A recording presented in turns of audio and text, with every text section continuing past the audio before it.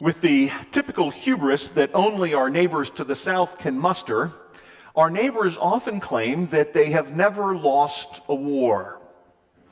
And when some people hear that and remind the Americans of a slight skirmish in a little place in Southeast Asia called Vietnam, of course the Americans get around that by redefining Vietnam not as a war. It wasn't a war. It was merely a limited armed intervention on foreign soil. But it wasn't a war. But my response to the Americans when they claim they've never lost a war was the most impressive conflict of the War of 1812. That was the first war they lost. And they lost that one to Canada with a little help from the British. After winning the War of Independence, I'll grant them that one. They won that one fair and square. And then declaring their independence in 1776, the Americans were a little concerned that all of the British troops that had been fighting American soil didn't go home to Britain. They just went north of the border and stayed in Canada. Fearing that all those massed British troops just north of the border would eventually try and attack and retake American soil, the Americans thought they would try a preemptive strike. The War of 1812. They pushed far enough north into our soil to burn our Parliament buildings that were then located near Toronto. We eventually decided to move our capital city a few hours north to Ottawa because we figured it would be out of reach of the Americans if ever they attacked again. The Americans were soundly defeated. They gained no territory. And just to make the retaliation complete, the British forces pushed them back into American soil as far back as into Washington, D.C. They burnt down the White House, with the First Lady barely sneaking out the back door with a few valuable paintings and mementos just in the nick of time. That incident seems to be forgotten now, and we've become the best of friends. And when COVID is not raging, the border is still among the easiest to cross. But there's a little rumor I've heard that still to this day, when Canadian tourists visit the White House, the security guards check your pockets to make sure you're not carrying any matches in case the White House ever gets burnt down again. A lot of the skirmishes in the War of 1812 occurred in the waters of the Great Lakes that straddle the Canadian and American border. And one of the skirmishes gave rise to a strange expression that has often been misquoted. In the Battle of Lake Erie, which occurred on Lake Erie, of course, American naval officer Oliver Hardy Perry was sent with a limited number of ships to counter and neutralize several large British ships that were doing great damage with their cannonades. He succeeded. He actually captured the enemy British ships. He patched up the damage, and then he turned the ships around to use them back against the British themselves, firing on their positions.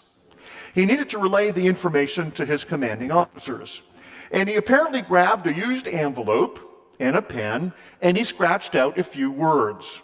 He wanted to be memorable and cute, but instead he got misunderstood. He wrote this line, "We have met the enemy, and they are ours." What he meant to say is that we've successfully faced the enemy ships, we've captured the ships, and now they're on our side. They're part of the team. We've met the enemy, and they are ours. He was gravely misunderstood.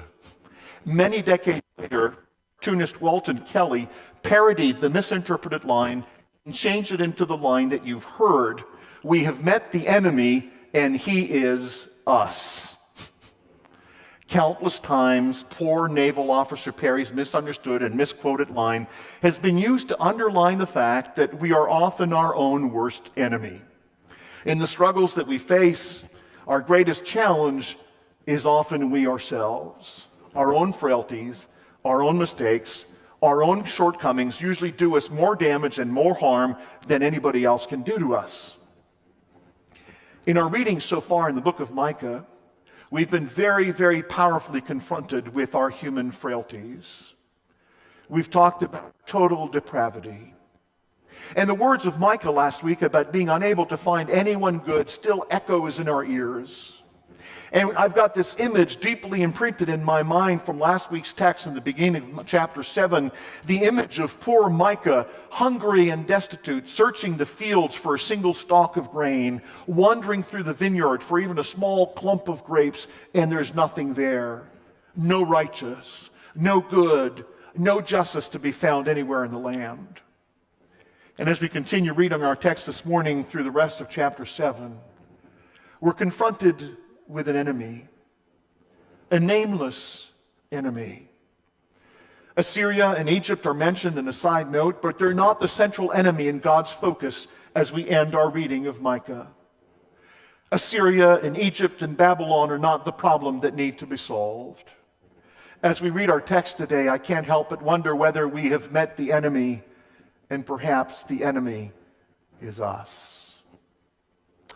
Almighty God, on the earth's first day, you caused light to shine out of darkness. Flood our hearts now with light from your word, our Lord Jesus Christ, Son of God. He is the light of the world. As we read and speak and listen, shine in and through him to us. Amen.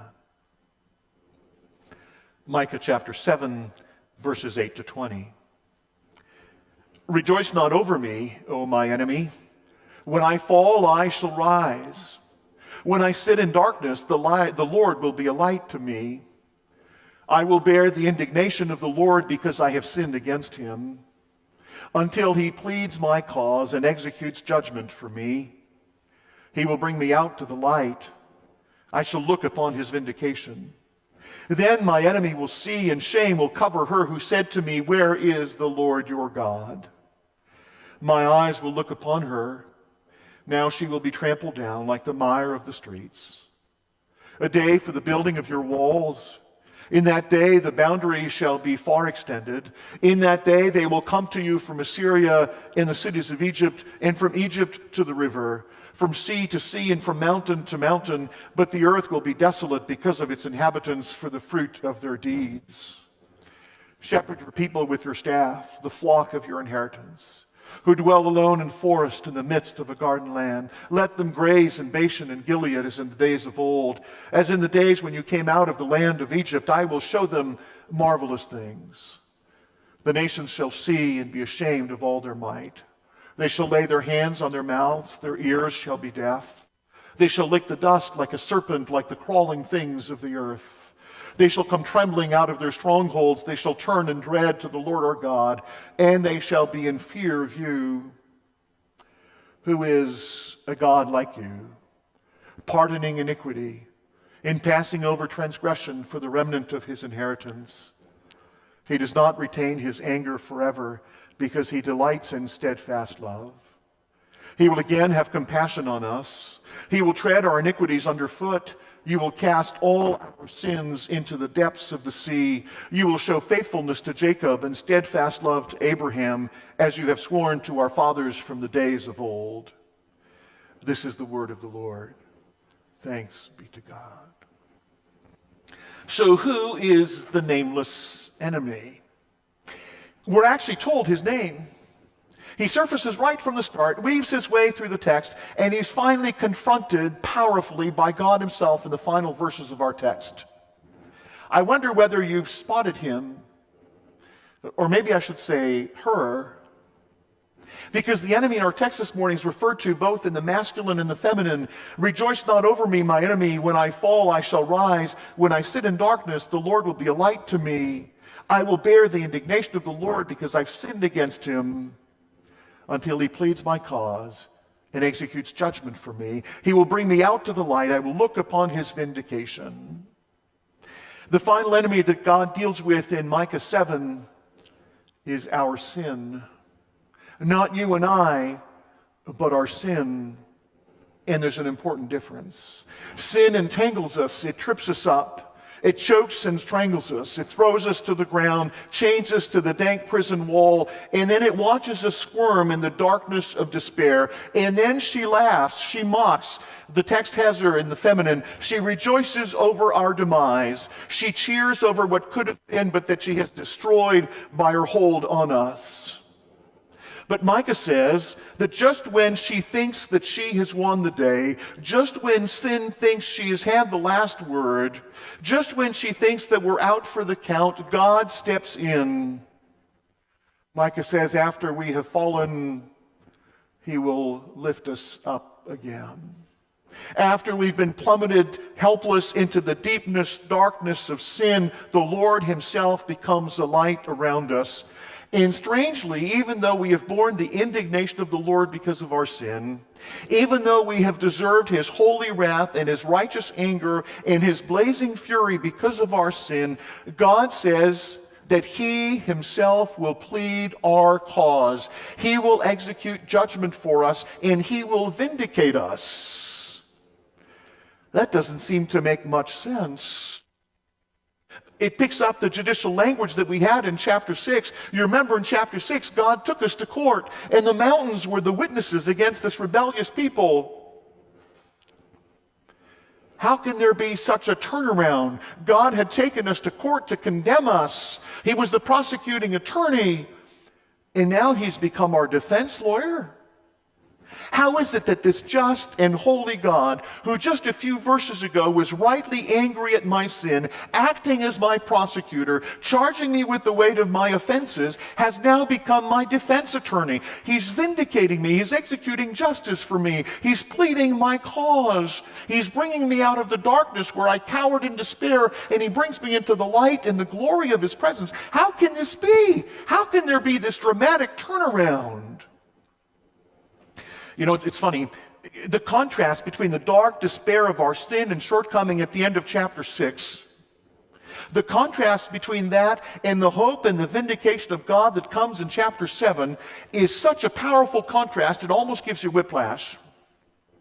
In fact, the reversal is so dramatic that when I do my study in the commentaries, I often find myself going to liberal commentaries who treat the Bible just as a piece of literature and who don't understand God that's behind them. And when all of these liberal academics read this text, they say this can't possibly have been written by the same person at the same time. There's such a switch from chapter 6 to chapter 7. They can't be part of the same book.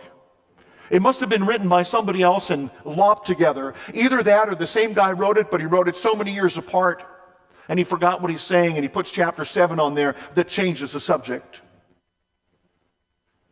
They think that because they don't understand what's at the heart of the chapter. They don't understand what makes this dramatic reversal possible. And have no doubt about it, the reversal, the change between chapter 6 and 7 is thorough, it's dramatic, and it's complete. Listen to what Micah says will happen to that enemy who mocked me. My enemy will see, and shame will cover her who said to me, "Where is the Lord your God?" My eyes will look upon her, and now she will be trampled down like the mire of the streets. After sin had thrown me down to the ground, my sin pointed in derision and mocked me and said, "Where's your God now? You think your God is so great? Well, you've messed up. You've sinned and you've ruined it, and he's angry with you and he's kicked you out and he doesn't want you anymore. So there, where is your God now?" But there will be a reversal. I'll look on that sin, and that sin's going to be trampled down like the mire of the streets. In the Hebrew, it's not the word mire, it's a little less polite word that's there. The gunk and the muck and the of the street. But how can this be? How can this happen? This sin that had outdone me, this sin that had ruined my relationship with God, this sin that seemed to have turned his love for me into anger and wrath, how can this be so suddenly reversed? Micah's going to answer that, but he's got an interesting parenthesis first. He says this reversal is so striking that we're not the only ones who are awestruck. The nations who are watching, the Assyrians and the Egyptians, they can't believe the reversal either. Like many of the other nations, the Assyrians and the Egyptians of the day felt that your fate as a people rose and fell with the status and the power of your God. If my nation conquered your nation, it's because our God was stronger than your God. And if your nation got decimated, it's because there was something wrong with your God. My God can beat up your God. So there. So there was a problem when Israel sinned and rebelled, and God punished her. The surrounding nations watched the fortunes of Israel spiral out, and the city walls breached, and Jerusalem destroyed, and the people taken into captivity, and the people started mocking. And they weren't just mocking Jerusalem and Israel, they were mocking God. But God hadn't spoken his last word yet. Out of his grace and mercy, he would forgive and restore his remnant people. And then as the country of Israel begins to rise again from the ashes and returns from captivity, the people around are watching in shock. The Assyrians and the Egyptians, they're amazed at the grace of God and at his ability to restore a people who had all but disappeared. You know, when I do marriage counseling, I often talk to married couples about how to fight well. I teach them how to fight fair. And one of the things I often tell them is that when you argue in front of the children, it's important that the children also see you making up afterwards. Because most of us as married couples, we have our fights out in the public, out in the open in front of the family. But later we make up in private behind closed doors where nobody sees. Now I understand there's a part of making up as husband and wife that you want to do in private, and that's fine. Keep that in private. That's where that belongs.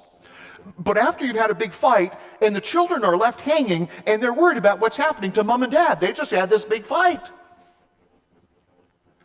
And your younger kids will get a little mushy when you do it, and they'll be offended, and they'll pretend they don't like it, but they need to see you kissing and hugging in front of them after they've seen you fight, because they need to know that mom and dad are okay, that you've patched this up. The surrounding nations, who had seen the very visible impact of the division between God and his people, they almost came to a divorce. They were now watching God and his people reconciled. And they're amazed at the reconciliation. But they're also in panic, you see. They had mistreated Israel and oppressed her. They'd sent her into captivity, and they'd wiped their hands of her because they thought that her God was powerless and incapable of protecting her. But that wasn't the case. And when the God of Israel proves she isn't defenseless, she hadn't spiraled out because God was incapable. She'd spiraled out because she's rebelled and turned against God. And when that God forgives and restores his people in grace and mercy and raises her up to new heights, the surrounding nations begin to cower in fear because now they're seeing the power of God like they've never seen it before. To make something great of somebody who's already good and had a lot going for them, that's one thing. But to take somebody that everybody has written off, to take somebody who's been broken and desperate, wallowing in the dark, and to raise them up and to once again make something great of them, that takes power, that's impressive, and that's what God was doing. And the surrounding nations would see God doing this to his people, and they're afraid because they have newly discovered the power of God and what he can do. But it's not just Egypt and Assyria that would be awestruck at the power of God. Israel herself would be startled at what God can do. And the people watch in disbelief as God, who was angry with them, returns to be their shepherd. They thought God had walked away and had forgotten about them. They thought he'd abandoned them in their sin, but he hadn't.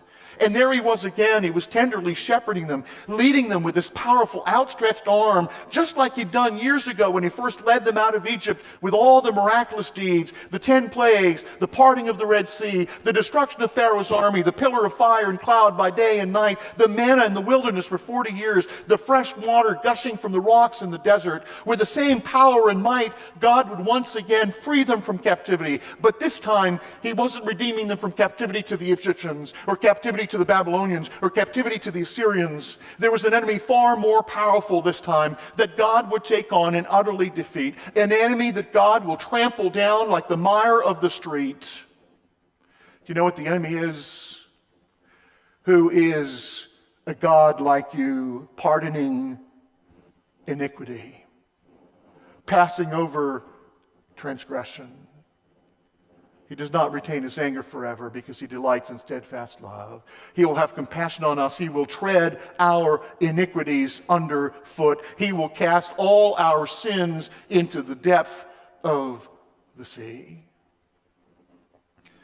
As we come to the end of this little book, we've come full circle. We began with Micah's name at the beginning of the book. We think it might be a pen name. In Hebrew, it's short for who is like God. Who is a God like you, it asks. And as we worked our way through the book, we wondered what God was like. We saw his power. We saw his righteous justice. We felt his wrath as he cried out in the streets. But none of these really deep down tell us what God is really like. None of these are really what God is about. And this morning we finally see his heart. We finally see what God is really like. Who is a God like you, pardoning iniquity? This text finds a partial parallel in Exodus 34. There's a scary moment at the foot of Mount Sinai. The law has just been given, and the people have already failed. While Moses on the mountain getting the law, the people are partying at the foot of the mountain at the very same moment. And so the very first stone tablets that God made, they get broken, literally and figuratively. And so Moses prepares another set on which God writes the law. And then something startling happens. Here's a text from Exodus 34. Moses rose early in the morning, went up on Mount Sinai as the Lord had commanded him, and took in his hand 2 tablets of stones. The Lord descended in the cloud and stood with him there and proclaimed the name of the Lord. What's his name? Here's the name of the Lord. The Lord passed before him and proclaimed the name of the Lord. The Lord, a God merciful and gracious, slow to anger and abounding in steadfast love and faithfulness, keeping steadfast love for thousands, forgiving iniquity and transgression and sin. This is the part of the name of God we like. But it goes on. The Lord, a God merciful and gracious, slow to anger, abounding in steadfast love, keeping steadfast love for thousands, forgiving iniquity and transgression and sin, but who will by no means clear the guilty, visiting the iniquity of the fathers on the children and the children's children to the 3rd and the 4th generation. Now Moses realizes there's a problem. God's love brings compassion and a deep desire to forgive, but he can't just pretend the sin didn't happen. And the crushing consequences of sin have this impact on the next generations and the ones after that. You can't just wipe them out and pretend they aren't there. Moses understands the dilemma. As they head from Egypt to the promised land, they desperately need the love of God to go with them. But if his love accompanies them on the journey, so will his holy righteousness. You can't have God's love and not have his righteousness along for the trip. So Moses does the only thing he can. Verse 8. Moses quickly bowed his head toward the earth and worshiped, and he said, this is a moment to lay low. This is a moment to be on your knees. If now I have found favor on your sight, O Lord, please let the Lord go in the midst of us. Come with us. We need you to come with us. But we're stiff-necked people. We need you to come with us, but we got a problem if you come with us. We're going to need you to pardon our iniquity and our sin and take us for your own possession, for your own inheritance. Moses knows that if this is going to work, if God and his people, if they're going to stick together, there's going to be a need for a lot of forgiveness and a lot of pardon. When I buy flowers for Debbie, the florist is always impressed at how much I know about flowers. And I always tell the florist the same thing. The kind of husband I am, I've bought a lot of flowers during my married life. Moses says, God, if you and this people are going to go together, somebody's going to need to buy a lot of flowers. There's going to be a lot of forgiveness, a lot of pardon needed. So how does this work? What happens to the sin and to the iniquity? For the last 6 chapters, we've heard the heart of God breaking at the injustice and the oppression. We've heard God raising his voice in the street against the evil and the abuse and the crooked justice. And now we hear about a God who cares so deeply for this people who have done these evil things. How do we reconcile the two? On the one hand, a God who is so deeply and profoundly and very rightly offended by sin, and yet a God who is just as deeply and just as profoundly loving the sinner. First thing I want you to notice is that there's an important piece of this that we too often get wrong. Early in the book of Romans, as Paul begins to lay out the great redemption that is ours by faith through grace, he needs to start by making some important points about sin and God's response to it. And listen to what he says in Romans 1:18. For the wrath of God is revealed from heaven against all the ungodly people and the unrighteous people. Not what he says, is it? For the wrath of God is revealed against what? Against all ungodliness and unrighteousness of men who by their unrighteousness suppress the truth. So who is God's wrath directed at? That's the wrong question. The right question is, what is God's wrath directed at? God's wrath is not against the ungodly and the unrighteous men and women. It's against their ungodliness and their unrighteousness. I hate to say this because it sounds so cliche and you've heard it 1,000 times, but it really expresses the truth. God loves the sinner. It's the sin that he hates. I told you when we started the book of Micah some weeks ago that this little book contains some of the scariest texts in the Bible and some of the most uplifting. In it, we have learned about God's great distaste for sin and the evil and the oppression that come with it, and God's great love for his frail and broken people. And in verses 18 and 19 this morning, we're reassured that God delights in steadfast love. He delights in steadfast love, and he will again have compassion on us. In these two extremes are the heart of the Christian gospel. This is the Christian gospel. You and I are more hopelessly broken than we know, but we are loved more deeply than we have ever dreamed. You and I are more hopelessly broken than we know, but we are loved more deeply than we have ever dreamed. And parenthetically, because of this great love for broken people, one of the things that God hates the most about sin is the terrible impact that it has on the sinner. When Jesus weeps at Lazarus' tomb, he's not just weeping for his friend because he knows that he's about to see his friend again when he raises him. Jesus weeps because he sees the grieving and the mourning and the heartache and the ravage brought on by sin and death that is sin's inevitable end. And his heart is broken by the weight of sin that visits us. And so God hates sin for all that it does and for all that it is. So in this final chapter of Micah, the final enemy that God takes on in mortal combat is our sin. Our sin that he will trample down like the muck and mud and mire of the streets. Our sin that had knocked us down, made us fall into desperate darkness, out of which he's raised us and brought us into the light. Our iniquity that he will tread underfoot. Our sin, all of our sin, that he will cast into the depths of the sea. I have a question for you. When God tramples something out, when he treads it underfoot, I wonder whether it has any chance of survival after God has tread upon it. What do you think? When God throws something, I wonder how far away he can throw it. In the last year before I started kindergarten, my dad and I had some fun days together. He had his office at home. He worked at the church, but there was no office at the church, so he worked at home. And he was around for lunch every day.